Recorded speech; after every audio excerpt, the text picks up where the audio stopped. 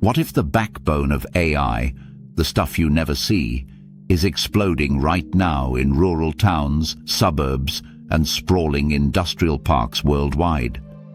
That's exactly what's happening. From small-town Oregon to the outskirts of Jakarta, companies and investors are racing to build massive data centers, huge power-hungry facilities, to fuel the surging demand from AI companies. In South Korea, a bold new venture named Project Concord is building a $35 billion data center designed, constructed, and run by AI itself, with humans only as supervisors. That's the kind of scale we're talking about. In the US, Microsoft is going all in, building an AI superfactory near Atlanta. This is a massive facility meant to plug into a wider network of infrastructure. Other tech giants, Amazon, Meta, Oracle, Anthropic, and more, have plans or are already rolling out similar hubs. Even in Europe, the rush hasn't slowed. Microsoft and Google are pouring more than $16 billion into expanding AI infrastructure across Portugal and Germany.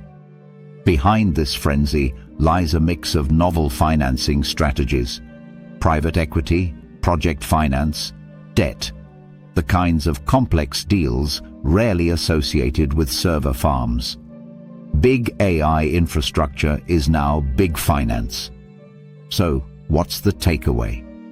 We're witnessing a global infrastructure boom unlike anything the internet witnessing era saw. AI isn't just driving software change. It is rewriting the map of physical power grids, server farms, real estate, and global investment. If you're building or planning anything with AI, this matters.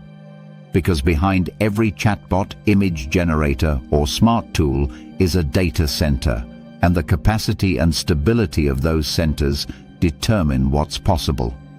If this kind of insight matters to you, hit like, subscribe, and leave a comment.